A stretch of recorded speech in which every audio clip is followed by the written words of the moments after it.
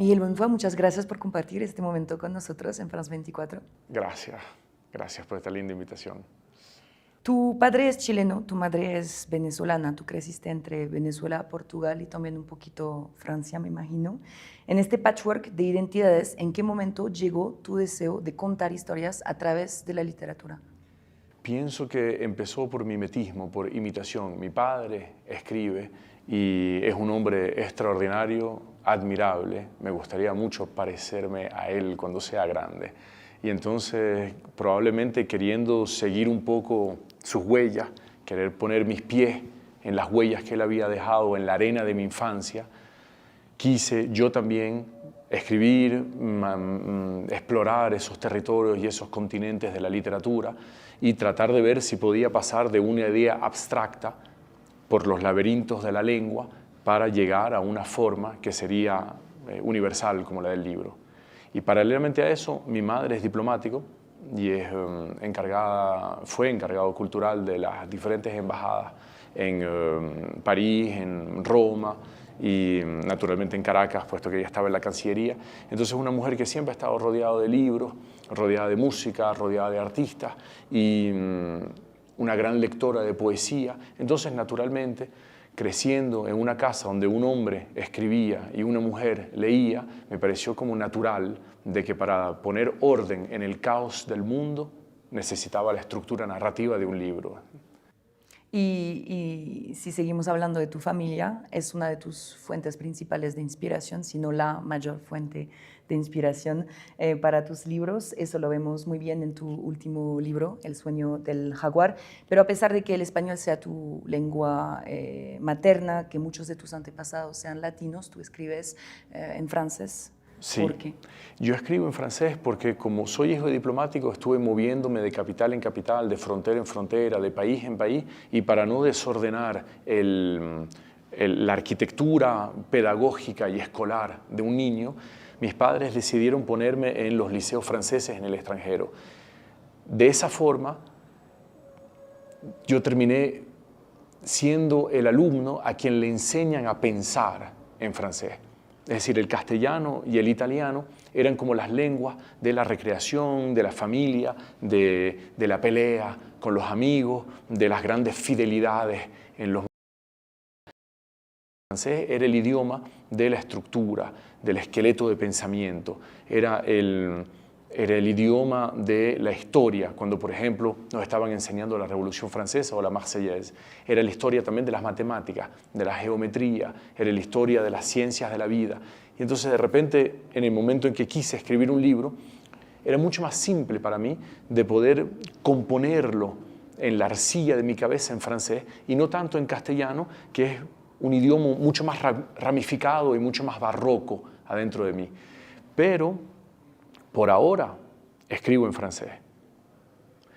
Sin embargo, tengo la humilde esperanza de en algún momento, sigo siendo un hombre joven, de poder volver a empezar de alguna forma, renacer en el mundo de la literatura y escribir directamente en castellano y ser traducido en francés. Y va a ser divertido recibir a mi casa un libro traducido en francés, que es el idioma en que yo escribí mis primeros libros. Pero va a ser siempre divertido, ¿no? Ida y vuelta. Sí, una ida y vuelta total y un juego de espejos también. Es absolutamente un juego de espejos y de espejismos, ¿no? Y si ahora nos centramos en un país, Venezuela, que está en el corazón de este libro, que es la historia de este país latino a través de una íntima historia familiar sobre 3 generaciones, ¿sentiste que esa era una buena temporalidad para analizar la historia de un país y particularmente la historia de Venezuela? Sí, sin ninguna duda. Me pareció que era un caballo de Troya esta historia familiar. Era una manera de poder hablar del siglo XX en Venezuela, desde, digamos, el descubrimiento del petróleo hasta la Revolución Bolivariana, y frente al abanico tan ancho, a la vez político, económico, artístico, arquitectónico, lleno de migraciones, lleno de meandros, de recovecos y de circunvulaciones del mundo, pensé que utilizar el cristal de una familia, el diamante de una familia que brilla en diferentes facetas, le podía de alguna forma dar como una especie de encarnación o de cristalización al siglo venezolano. Y por eso entonces decidí hablar de mi abuelo, Antonio Borja Romero, que nació niño pobre, nació abandonado en una escalera, en una iglesia, totalmente huérfano. Que es el principio de tu historia. Que es el hecho, principio de la las historia. Primeras líneas. Totalmente, totalmente. Y a partir de ahí, este niño que vive sus primeros años como un rufián, como un cuchillero en un mundo así de miseria, poco a poco termina siendo médico, cardiólogo y termina siendo el rector y fundador de la primera universidad del estado Zulia. Y mi abuela también, que nació en esta camada de gatos de la miseria, que termina siendo la primera mujer médico, obstetra y ginecólogo de todo el estado Zulia. Tanto así que hoy en día todavía cuando vas a Maracaibo tú dices la doctora y todo el mundo sabe que es Ana María Rodríguez, ¿no? Como si fuese una especie de metonimia, como una alegoría de la medicina. Y la historia era tan maravillosa que me pareció suficientemente justificada como para darle tanta tinta y tantas páginas. Y había casi una analogía entre la historia de Maracaibo, de la ciudad, que empieza pobre, al borde del lago, con vendedores de yuca y con sembraríos de maíz, y gracias al petróleo termina siendo una gran ciudad, una metrópoli. De la misma manera, Antonio y Ana María, que nacieron en la miseria, terminan siendo gente grande. Pues. Había una especie de juego también ahí, de puentes, de pasarelas, de ecos. Y esta historia entonces está totalmente basada en tu historia personal, historia familiar. Nació de los mitos, de las leyendas que escuchaste desde chiquito, me imagino, sobre tu familia. ¿Tenías miedo escribiendo este libro de tal vez darte cuenta que ciertos mitos no eran ciertos? Menos mal que ciertos mitos no son ciertos, ¿no? Menos mal que ciertos mitos son solo creencias, que ciertas leyendas son solamente una especie de religiones familiares, un cuento que todos nos estamos echando y que termina como construyendo las aspiraciones de la familia y sus raíces, ¿no? El que no se puede acordar de su pasado está condenado a repetirlo. El que puede acordarse de su pasado puede entonces o jugar a repetirlo porque le parece que es positivo, o al contrario, romper el esquema para que se separe ahí una maldición familiar.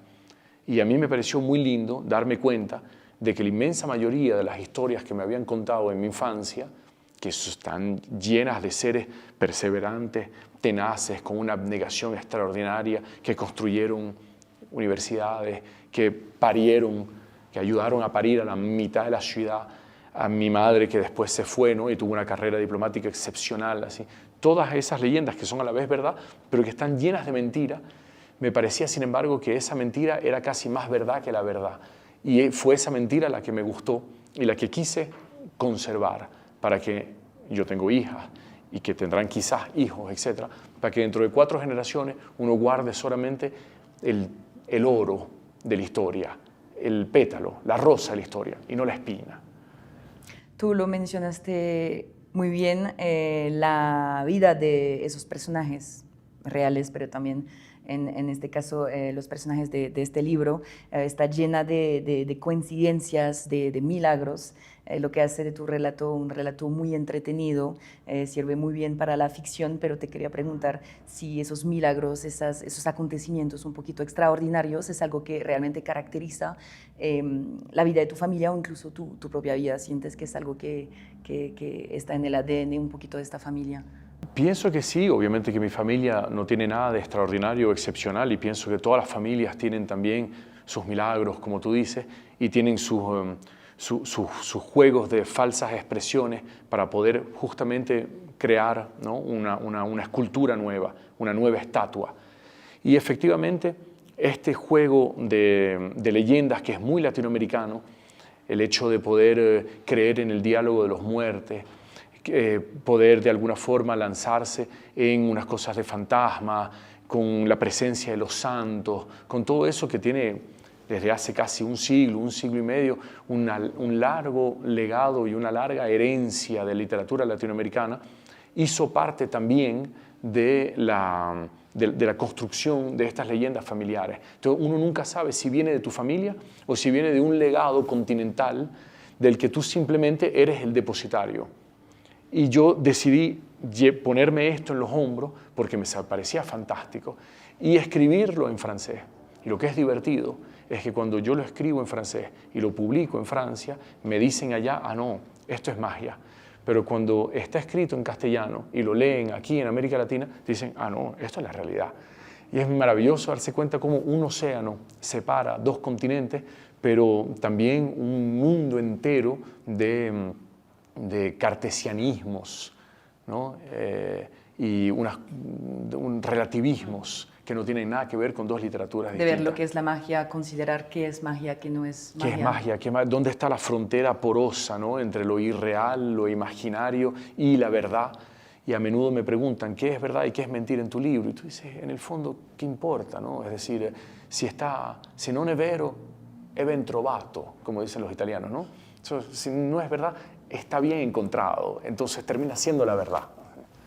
Y para terminar esa conversación, también te quería hablar de las poderosas figuras paternales y maternales que están en este libro. Entre ellos hay pues, ese momento de un padre que esconde un detalle escrito para proteger a su hija. Sí. No quiero contar más que eso, pero este personaje me conmovió muchísimo. El secreto para transformar el mundo sería finalmente tener al menos a una persona que te ama y que te apoya.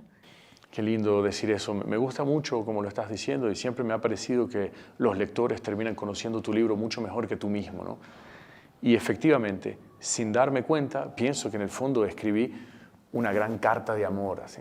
Tú no sabes si es una gran carta de amor a tu familia o una gran carta de amor a Venezuela o una gran carta de amor a la lengua francesa, porque también es algo en que yo estuve trabajando mucho, ¿no? El material de la lengua, pues, ¿sabes? Ese cuerpo, esa anatomía, pues esa matemática, esa álgebra, es algo que me fascinó muchísimo y le puse tanta atención a la lengua como a la historia. Pero sin ninguna duda es un asunto de amor y estoy muy contento de ver de que es el único motor que en los personajes termina dando a la vez vida y muerte. Miguel, muchísimas gracias. Gracias a ti, gracias a ti. Y gracias a ustedes por su confianza. Sigan con nosotros. Hay más cultura en France 24 y France24.com.